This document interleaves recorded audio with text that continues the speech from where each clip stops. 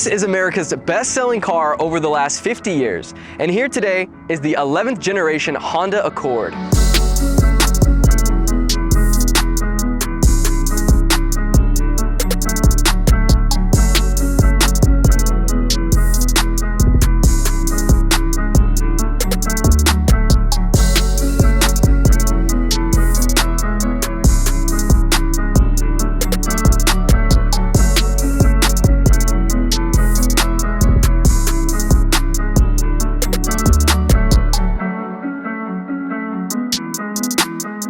Welcome back to the Collector Car Network. My name is Luke, and today we're looking at the 2023 Honda Accord Sport L Edition. Now, this is the hybrid model, and it's a fantastic car for you first-time buyers out there, or any young adults looking to buy a new car that's easy to use, comfortable, and smooth. Now, there's a few more reasons why this car is perfect for first-time buyers, and we're gonna get into that. We're also gonna check out the powertrain, the exterior, the interior, and we're gonna take it for a drive. But first, a quick word from our sponsor.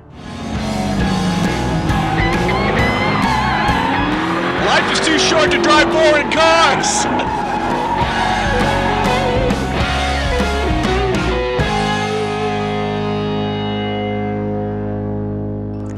Now you'll notice for this year's 11th generation body style, it does look a little different. Now that's because Honda wanted to go for a more elegant styling. Now you have this longer, powerful hood is what they call it, and it looks great. And we have it here in this metallic radiant red colorway. I'm not a fan of red cars, but I think this looks truly phenomenal. I mean, it's not too bold, it's not too flashy. It's a great shade of red. Everyone in the office really likes it. But we do have a few new features here. So this grille down here is a functional gloss black, newly redesigned grille.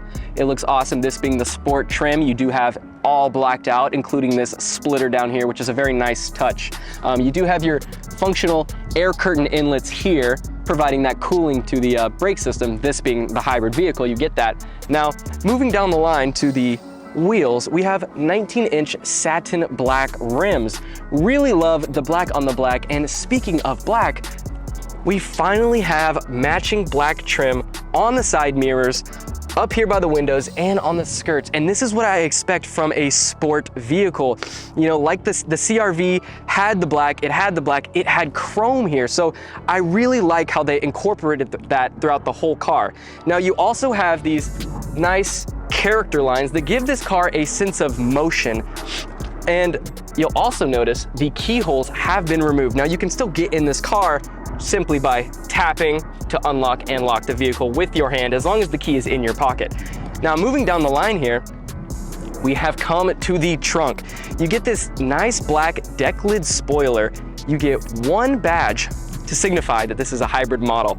I very much like that. I don't like when cars are badged all around saying hybrid, hybrid, hybrid. For this model, you simply have it right there. Very nice and easy. You also don't have your exhaust tips. The CR-V actually had one. It had two exhaust tips, but only one was functional. Here, you don't get any of that. You just get plain and simple. Now, I think it looks great. It looks sleek. Personally, I couldn't care less. Some people might not like it, but I think it looks great. It looks clean. So let's go ahead and pop open this trunk.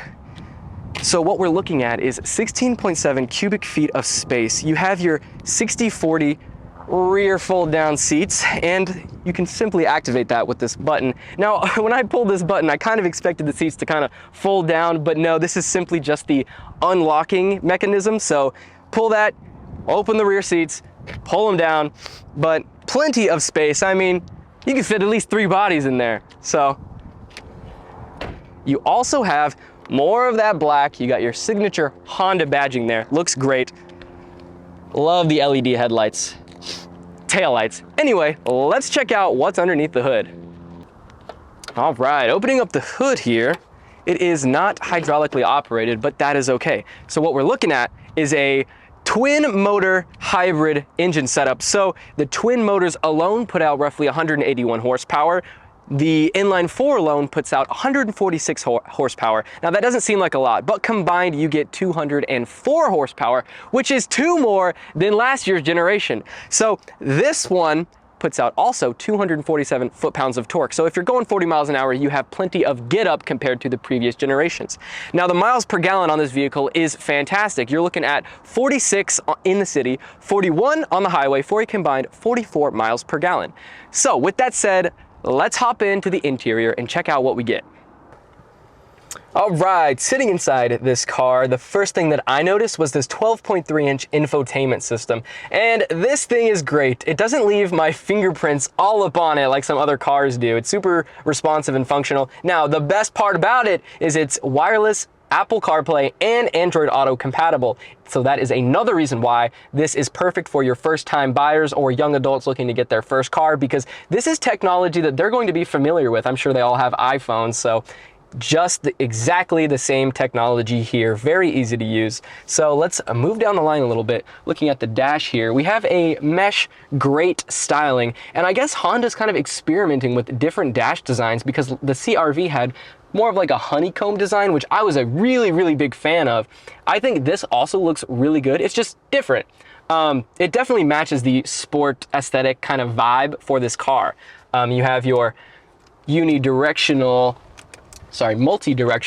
airflow vents. We have our 3-way heated seats, super hot and very quick. I love that. I love heated seats that are actually responsive, okay? And we have our tactile knobs. I love tactile stuff. And we have our 2 USB-C charging ports. We have no charger down here, but plenty of space. I mean, you can put 2 iPhones or 2 Android phones in there. We have our shifter. We have 2 cup center console, drive mode selector switch, parking brake, very soft leather. By the way, Sport L, the L stands for leather. So this car is equipped with a whole bunch of leather. Now looking in the center console, a decent amount of space, and that's also where you'll find your 12-volt charging port. Now, looking at the steering wheel, I only have one gripe. I love the way it looks, but I got in my car the other morning and I was freezing my butt off just to find out I couldn't heat my hands up on the steering wheel. So I kind of expect that for a car like this, you want to have, you know, that heated steering wheel. That's okay though, because the heated seat and the warm air, like I said, is very quick. So it did make up for it, but keep in mind the other trim levels also do not have this feature. So kind of an L. But anyway, let's take a look at these seats here.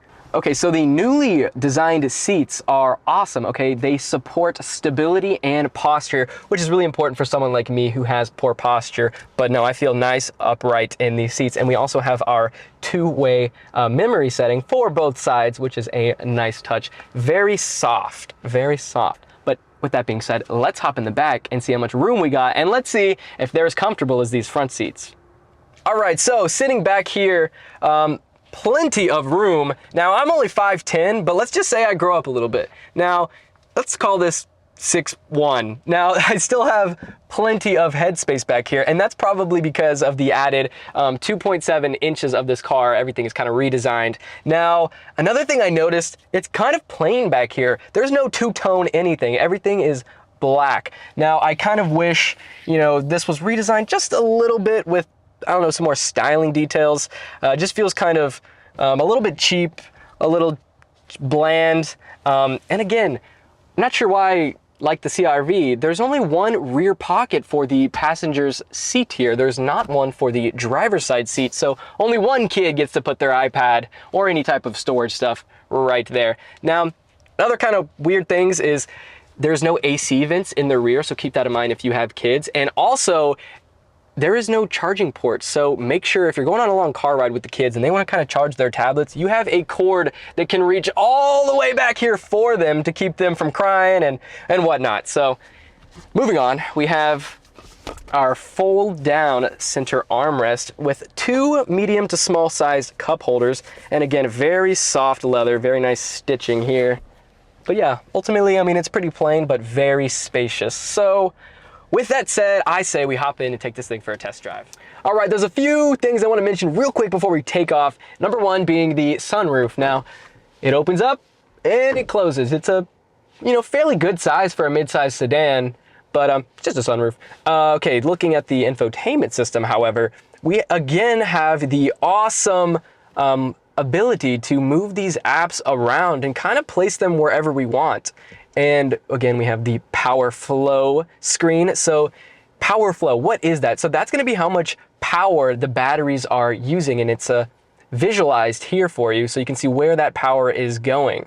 You don't have any RPMs anymore. The tachometer is purely just power. Okay, with that being said, let's take this thing for a drive.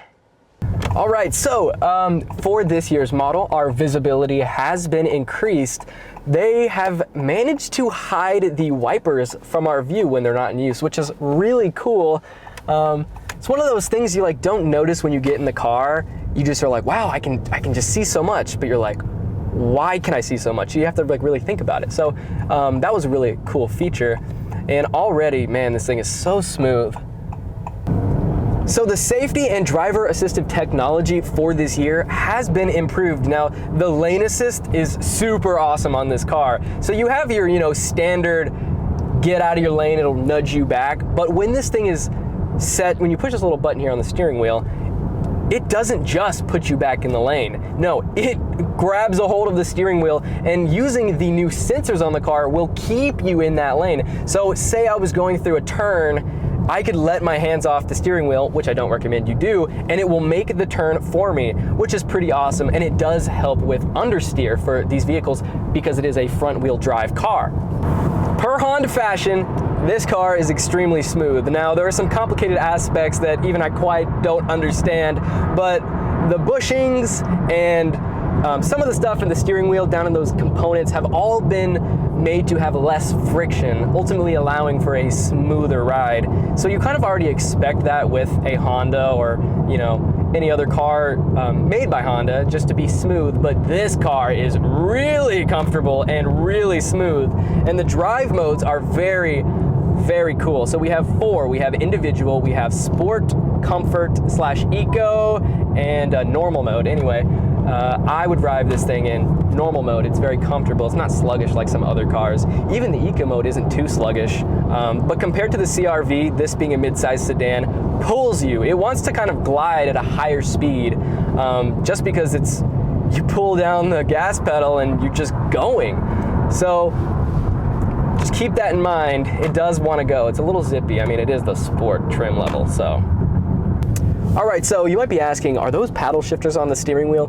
They're actually not. So these are your regenerative braking controls.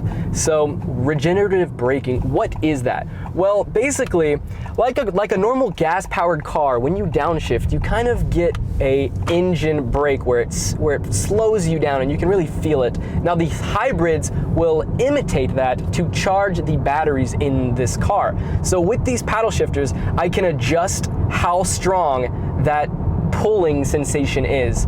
Pulling, would that be the right term? Maybe not, but you get what I'm saying. So another cool feature about this regenerative braking is when you set it high enough, your car is going to slow down. And it's important that those rear lights light up, letting the car behind you know you are slowing down. Some electric cars with this regenerative braking feature do not have that, so it is a bit of a safety issue. But here in this Honda, it is executed perfectly. When the strength is high enough, it will illuminate those rear lights. Really cool feature.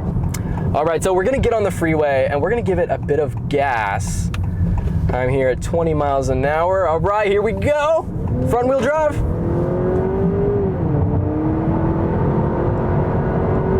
60.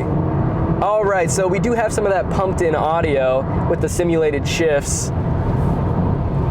Not too shabby, that's pretty cool actually. I mean, it's not the fastest thing in the world, but for a daily driver, I mean, this thing's got some get up and go to it. And let's give it some gas while we're going kind of fast because we do have 247 foot-pounds of torque. So let me get over real quick.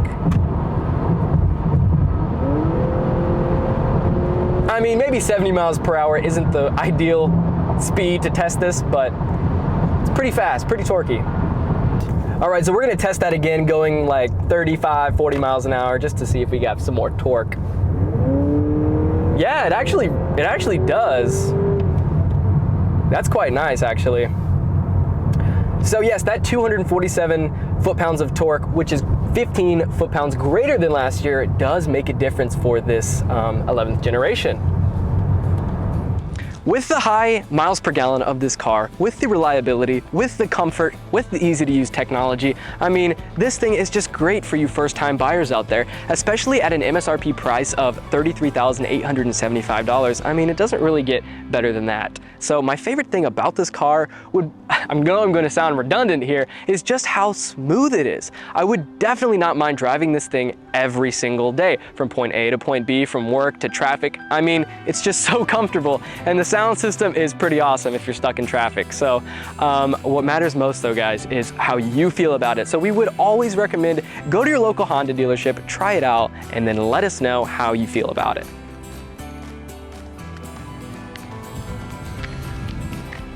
Thank you guys so much for watching today's video, and thank you guys for putting up with my sniffles. It's a little cold out here. I've been spending a lot of time outside. But anyway, please hit that like and subscribe button, guys. And remember, if you want a classic car of your own, check out our online marketplace at classiccars.com, where we have over 30,000 listings live on the site. And also be sure to check out our 7-day online auction at autohunter.com. My name is Luke, and I will see you guys in the next video.